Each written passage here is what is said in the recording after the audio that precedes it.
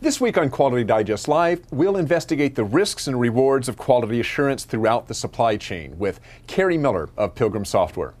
Plus, what do high school kids across the world know about quality? We'll find out the surprising answers when we come back.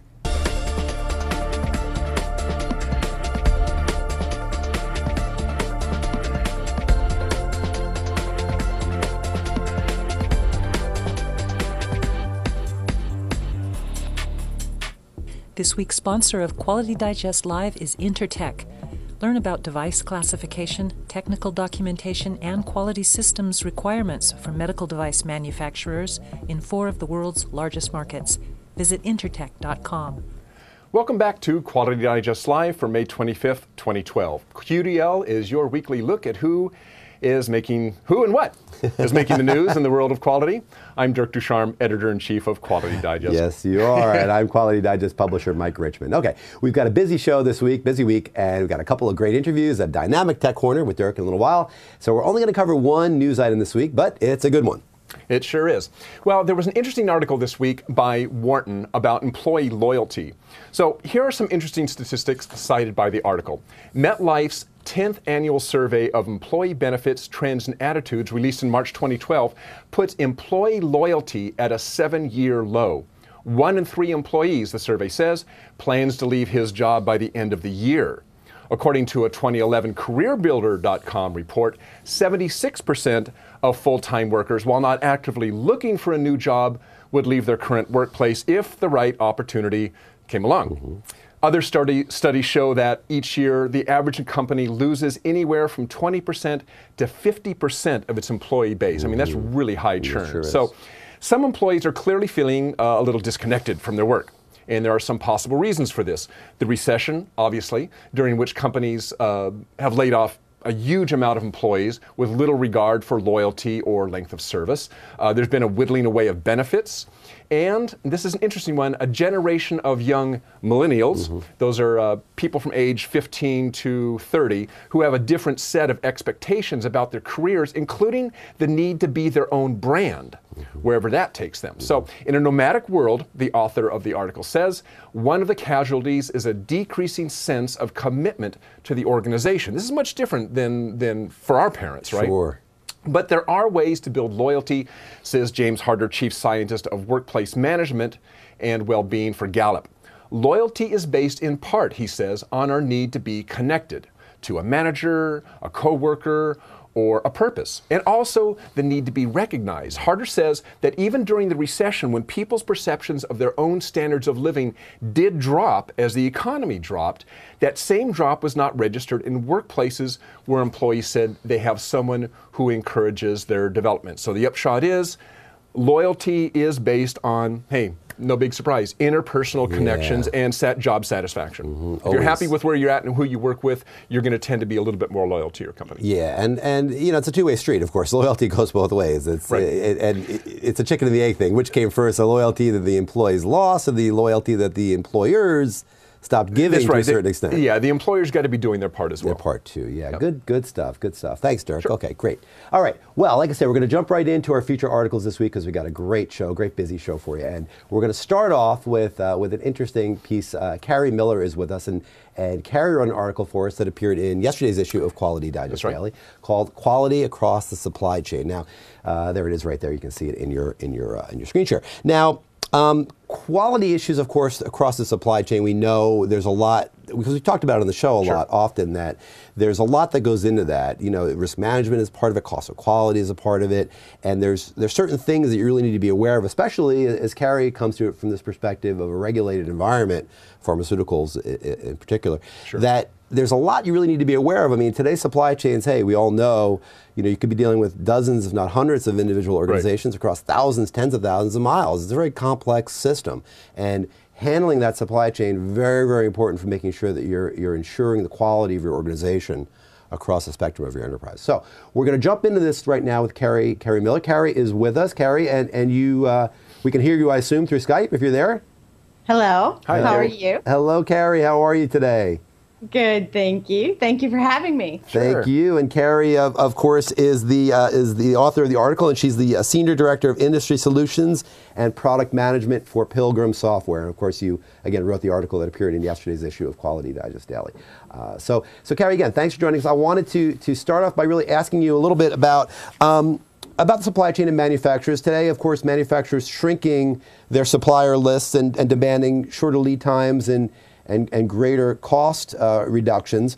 What does that do to the supply chain, and what does that do to quality across the supply chain as far as you see it? Well, it does a couple things. First of all, with those shrinking supplier lists, you need to make sure that the product that you're getting or the service that you're getting from those suppliers or contractors is good quality right away. You can't afford to have redos, because now you've tightened up your supply chain. So you've got fewer people to turn to source material from. You've got an increased risk that, if quality is bad with those suppliers, that you're going to have upstream supply chain problems. So, that shrinking supplier list puts even more pressure on a global supply chain. And, materials coming from further and further away. So, getting things right the first time is more and more critical to the overall supply chain for any manufacturer or brand owner. You talk in your piece, and we talk about it a lot here as well, about assessing risk and managing risk, and increasingly that's something that has fallen to quality professionals. The idea that you need to be cognizant of the risk that is involved in your organization. How is that especially important when you're dealing with supply chains, and even more important when you're dealing in, as we say, a highly regulated environment? Yes. So pharmaceuticals, for instance, are consumed by human beings, right? So therefore, that industry has to be particularly sensitive to the risk that they have in their supply chain, because they have to worry about adverse patient effects, right? If they have poor quality, that poor quality can cause illness, it can cause long-term side effects and even death. And, in recent years, we've seen, tainted pharmaceuticals have caused serious, sometimes fatal allergic reactions to scores of patients. So, contamination in this case really resulted in a large recall. Recalls are very, very expensive. But, more importantly than that, as a brand owner, if you get product from a supplier that has not followed proper protocols and has done something to not ensure that they're giving you good product, you're still responsible for that as the brand owner. It doesn't matter if it came from a supplier's supplier. You have to take responsibility for it as the brand owner. So as the supply chain grows globally, as your suppliers and contractors get further and further away from you, it is really important to put processes together to ensure that good first quality with those suppliers and contracts, to make sure that you are actually getting good product to the market that's not going to have adverse patient effects, because it is human life we're talking about. Sure. And secondly, you want to be sure that you don't damage your name, right? Your brand name. So it becomes really important to look across the supply chain to make sure that you know where you have risk factors, and then you can focus some attention in those areas. And that could even extend to transportation for that matter. Mm-hmm. So it really expands across the supply chain. It's further away, takes longer to do. Very, very critical to shorten all of that collection point and make sure that you have the appropriate data to measure risk. Hey Kari, just one quick question. Just so I understand the context, you're saying that if your supplier does something that causes your product within an FDA environment, I'm assuming you're, or some sort of regulated environment, if your supplier does something, even though it's their fault, and it causes your product to cause harm, that actually your company is who's liable? Yes, as a brand owner, you are responsible for ultimate product quality. So it becomes very important for you to ensure in a regulated environment, pharmaceuticals being one, medical devices are another, really anything that's humanly consumable, it really becomes important to. So no passing the buck.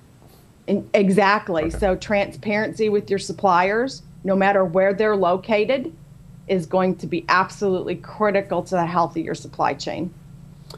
Well, Kari, we talked at length, thank you about that, about the issue of quality. You also talked at length in your article about the issues of productivity and delivery, and I want to kind of jump off from there and get into those areas as well. So how are suppliers evaluated in those other important criteria as well? Well, you know, we talked about quality already because we know the upstream impact it has on our supply chain and the potential for adverse patient effects if you're dealing in a regulated environment. So that one is pretty self-explanatory. Productivity is another one, though. You may have a supplier that when they send you the product or service that they're being contracted for, and it's always good quality, that's a great thing. But if they can't ever send you the quantities that you require, you're going to end up again with supply chain delivery problems. You're going to end up with upstream shortages. So it's really important to make sure that you're testing your suppliers and contractors for their capabilities in terms of delivery and productivity to ensure that, again, you're going to get what you need when you need it, because in this case, things do flow uphill. Mm-hmm. So same thing with delivery. It's just kind of the flip side of that productivity coin. If again, you can get the product made, you can get the products in terms of the quantity that's needed, that's all good. But if you don't have a good delivery system, you know, if you don't have trusted partners in terms of transportation and having on-time delivery and getting the product to the right place at the right time, again, you're going to cause upstream supply chain problems. And, you know, those kinds of things, when they keep happening in this marketplace, if they can't get something from you, they're going to turn real quickly to someone else that they can get it from and you know, get it from quickly. So very important to work through all three prongs of that delivery mechanism for our suppliers, both quality, productivity, and delivery. Those are the three things to measure. Okay. Well, thank you, Kari. We could talk about this a lot longer. I mean, supply chain obviously is a huge issue, and there's many facets to it. But we do have to move on today. But we really do thank you for being on our show today. Thank you. Thank you, gentlemen. Yeah, we'll look forward to talking to you again soon. Thanks, Kari. Thanks. All right, bye. And again, that was Kari Miller. Her article was Quality Across the Supply Chain. Yes. Enterprise software eases the burden in highly regulated environments. Right, software. That's important. We didn't really get too much into the software part of that. But basically, it's software is one of the mechanisms you can use for monitoring your supply chain. Sure, and I encourage all of you out there, please read the article and check out Pilgrim as well. That you can link to them through the article and find out more, because it's an important topic and it's one that we cover a lot. So look out for that. Cool. Okay, well, you know, our next article is going to be, our next story is going to be really interesting. This was written by Jeff Dewar and Kristine Bammert. Jeff is our CEO of Quality Digest, and Kristine Bammert is Director of Operations. And back in December, they went to India. I believe Jeff goes to India every year. There's a big school in India. I believe this is a Montessori school. It is. With something like, well, Jeff will tell, I think it's like 20, 30,000 students. More, it's huge. It's a gigantic school in Lucknow, India, and they're doing something really interesting. They are teaching from kindergarten through high school, quality management, quality principles, how to live a quality life as a person and as potentially as a professional. Really fascinating stuff. What they're doing there and we're not doing here will open your eyes. Yeah, and Jeff and Kristine will tell us a little bit about that. They're going to be on the show in just 1 second, but I want to show you a 1-minute video clip that Jeff interviewed some of the kids at this school at a big conference they had at the school. What these kids have to say, remember, these are high school kids. What they have to say is just fascinating. Watch this clip. How old were you when you first started learning that? 7 or 8 years. 7 or 8? So this is my first quality convention. So it's your first convention, but when did you first start learning about these things? When I was around 8 years old. And how long how many hours of training in total in your life have you received on quality improvement techniques? Actually, sir, I'm a student in CMS since Montessori when I was 3. And sir, I've always seen Gandhi, sir, implementing this quality education in our schools. So I've just learned this since I was just 3. And I'm quite surprised that I've grown in this quality circle only. Our school is itself a quality circle. We are striving for Kaizen. We are striving for Kodo, Kagne, and Kaizen. In our grooming, we are told what is quality education. So that is what counts. It's a lifetime opportunity to be here and a lifetime implementation. Whatever we learn here, we have to implement in our life, and only then will it count. Only then will our efforts meet. Have to say about quality. And by the way, that's just that you saw 1 minute of a 4-minute clip. A video, and actually you can find that video if you go to the article, Who Studies Quality Management in High School by Jeff Dewar and Kristine Bammert. You can watch that full clip. It's really fascinating. Well, let me introduce, this is Jeff Dewar, our CEO of Quality Digest, and Kristine Bammert, how we say that wrong, our Director of Operations. So actually, Jeff, let me start with you. What was the purpose of this convention that you went to?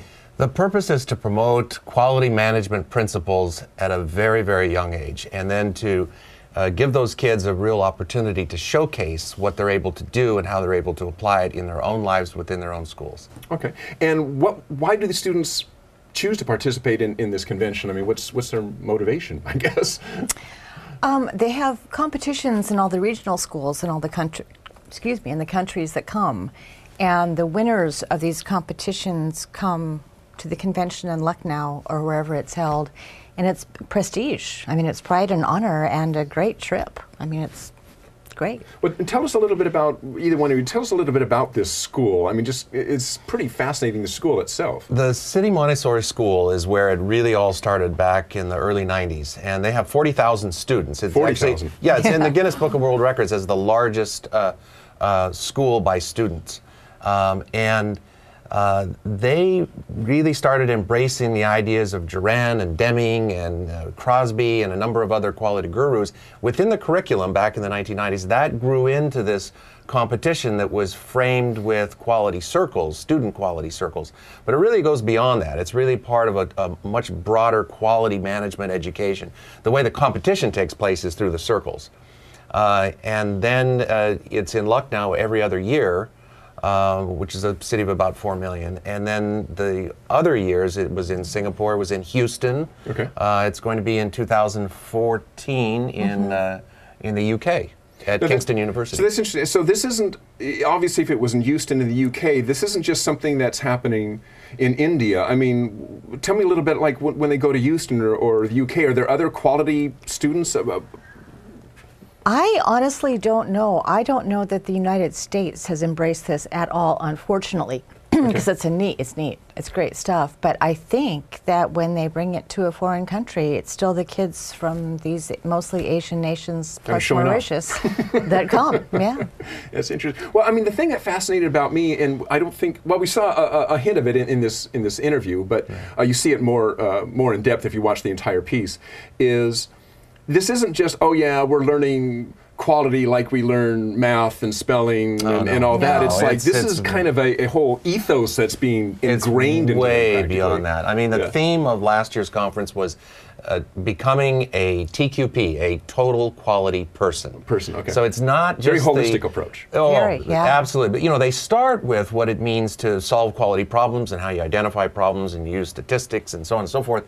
But then it always comes back full circle as, now how does that make you a better person? Right. Now there is a practical side to this as well, right? I mean, there was they solved some sort of issue for was it a dairy farmer or something? Or? Oh, they solved lots and lots of issues. One of them was for the farm that was attached to the school. Right, yeah. Sri Lanka, was that? Those kids in Sri Lanka, yeah. But they also do social issues. I mean, some did, you know, recycling, and some people did cleaning the campus, and some, but mostly the teams focused on how do we reduce internet usage among the students? Too much Facebook usage. Too much Facebook. How can we put down our cell phones and quit texting when we should be studying? So that's a problem there as well. Oh, yeah. Everywhere. I was amazed. I was amazed. And they would do all of the steps necessary to try to effectuate change. And many times they did it. Not always, but most times they were successful.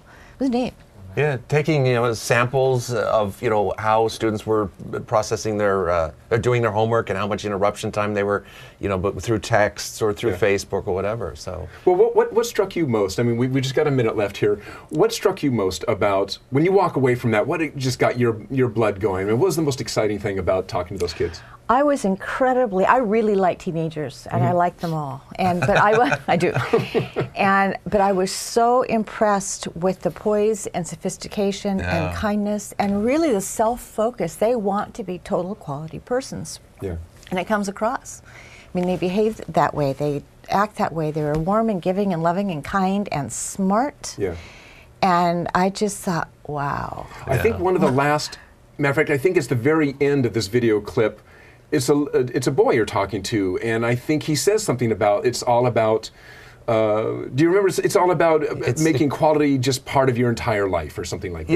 Yeah, quality is a choice. It does not happen by chance. And that was actually a young woman. Oh, it was a young woman. Okay, yeah. Sorry. And for me, the exciting thing is here you've got a set of future leaders that in another 15 years, you're not going to have to sell those people on quality management and embracing that kind of a culture within the organizations that they're going to lead. It'll be second nature by then. Yeah. Well, guys, thanks a lot for being on the show. That sounds like it was just an exciting trip, and I imagine you'll be going back next year as well. Yes, very likely, yeah. Awesome. Okay, well, thanks for joining us. Thank you. And that was Jeff Dewar and Kristine Bammert, Quality Digest CEO and Director of Operations, telling us about their trip to India. And if that's any indication, boy, we got some great quality leaders coming up in India, and you've got to keep our eye on them. These kids have ingrained the idea of quality completely within their lives. So this is pretty amazing stuff. Okay, well, let's move on to our Tech Corner today. What we're going to talk about today is a product called SmartDraw. SmartDraw is a software package that allows you to create drawings, flowcharts, process charts, pretty much any kind of charting or charts and graphs that you need to do, you can do in SmartDraw 2012. And what we're going to focus on today, though, is not flowcharting. We're going to look at part of their product that is getting them a lot of attention. It's a set of 4 integrated charts and graphs that really help you do project management. And I'm just going to give you an example of how that works today. We're going to switch to our screen view here. And what I'm going to do, Quality Digest is going to be moving in a couple months. And so, we really need to kind of brainstorm and figure out who's going to be responsible for what part of the move and so forth. So I'm going to open up a mind map here. What we're going to do is we're going to create a chart that shows everything that we need to do for our move. And then we are going to create subtopics. So we're going to call our main topic moving. And I'll turn that off. Call our main topic moving. And then we'll create some subtopics. Now, I could just drag and drop a box for my subtopics, but I don't need to. I got shortcut keys that allow me to do this. If I go Control arrow down, you see I've duplicated the same shape as what I have above and coming off the same node. So I'm going to call this one, call the first one Utilities. I'll call this one Tech. And I'll call this last one Physical Move. And off of each of these, I can create subtopics. I could drag a shape over there to do that, or I can simply use my arrow keys. Physical Move, we're going to say, let's say that takes movers. And it also takes off-site storage that we need to deal with. All right. And the tech stuff, let's throw in a couple things. We need to worry about internet. We need to worry about phone. And of course, for us, we need to worry about the video considerations. And finally, utilities. Let's just put in gas, electric, and water. How about that? Okay, so after our brainstorming session, we've kind of figured out kind of the major topics. Now we need to assign these. Now this automatically creates an assignment flowchart of who is going to do what. And all I have to do is add some attendees to this. So we're going to say we got Dirk, and we've got, let's say, Jeff, and we have Kristine, and we've got April, and we haven't put Mike in this because we know all Mike can do is sell. So we'll just leave him out of this. And now we're going to assign these. So we're going to give the utilities to Kristine. Now notice all I had to do was just drag that entire node and subnodes, topics and subtopics over to Kristine. They have all been assigned to her. I'll give the tech stuff to me. I'll give the physical move to Jeff. And on reflection, I think I'll move the phone down to April because I know I'm going to be pretty busy. Just a matter of drag and drop. Now here's the cool thing. I click on my Gantt chart, and now I have a Gantt chart that shows me all my tasks, who they were assigned to, and the start and end date. And I can go in, obviously, and edit the start and end dates to give whatever I want. And we'll just, I'll change the end date here. The move should be completed, let's say, by the 1st of July. As soon as I do that, notice that my timeline over here changes. Same thing, if I made any changes to here, it would be reflected in the mind map or in the assignment.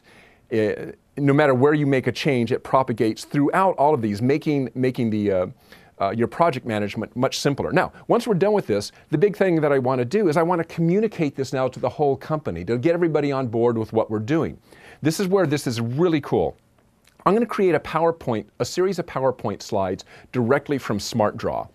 So I simply go to my PowerPoint tab. I'm going to pick the first slide that I want, which is my mind map. I'm going to turn off animation. I'll tell you what that means in just 1 second. Send to PowerPoint. I'm now going to go to my assignment chart. I'm going to send that to PowerPoint. I'm going to include animation. And finally, what you don't see going on is in the background, PowerPoint is opened up and these slides are being created automatically. And finally, I'll click my Gantt chart, turn off animation, and send that to PowerPoint. Now, if I open up PowerPoint, you now see on the left-hand side, I have got all of my charts. And all I have to do now, if I go to my slideshow, view show, okay, you see my first slide, created directly from SmartDraw, is my mind map. You see the overall picture. Go to the next slide. Now you'll see it's opening up one element at a time. So now if I'm talking about who's going to handle what, I can step through my slideshow, talking about each individual move. And again, remember, this isn't done in PowerPoint. This is done from SmartDraw. SmartDraw is just simply sending this to PowerPoint, ready to go. Finally, I finish with that, and there's my Gantt chart.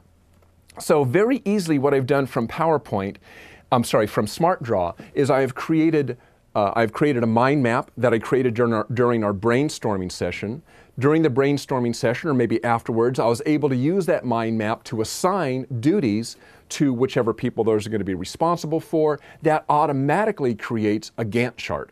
Very easy. Now you're ready to go within SmartDraw. You're ready to go. Export that to PowerPoint, and you're ready for a presentation. So very cool program. The standard version of SmartDraw is, I believe, $197 available from their website. Obviously, you can download trial versions of SmartDraw, which I think are 14-day free access. After that, after 14 days, it becomes a SmartDraw viewer. So very cool little program. I recommend that you check it out. It's not only for project management, but the flowcharting capabilities are also very good. So. And a great interview with Jeff and Kristine. Yeah, that was fun. They're fun stuff. Amazing. Good stuff. All right, great. All right, well, that's our show for this week. But before we close, I'd like to thank our sponsor, Intertek. Regulatory authorities in most major markets require or strongly prefer that manufacturers marketing medical products in their countries have a third-party audited and certified quality management system in place. Intertek can help take your device to the next level. To learn more, visit www.intertek.com/5-step-market-approval-medical-devices. Or easier than that, simply click on the banner just below or just to the right of the video player. Right. Also, we want to remind you all that Hexagon 2012, Think Forward, will be here in less than 2 weeks. Mike and I and the rest of the crew will be at this supersized user conference with more than 2,000 of our closest friends. We'll be looking at some interesting new technologies and interviewing industry thought leaders on a special episode of QDL, which happens on Wednesday, June 6th. So mark your calendars right now. That's right, do that. And then there's also a link, I think, right below the player where you can go. You can still register. Not right now. Not right now, but soon. But soon. Right below where you can register to go ahead and then check out how you can register, obviously, for Hexagon 2012. Good stuff. All right. Now, a bit closer to home, next week on QDD, we're going to be featuring an article from my partner over here about the realities facing industry trade show these days. Are they worth it? Are they worth it? Are they not worth it? Interesting stuff. And well-researched as well by my good friend, Mr. Ducharme. Nice job. So look out half of that story, which we're going to run in Monday's issue of Quality Digest Daily. That's it. All right. So that's it for today. Jam-packed show. Thanks to Kari Miller and Jeff and Kristine and everybody for joining us. SmartDraw and Intertek and SmartDraw and all of Intertek you. and all those yes, guys. Thank you. So once again, thank you for joining us this Friday, and we'll see you again next Friday. So long. Have a great holiday weekend. Bye.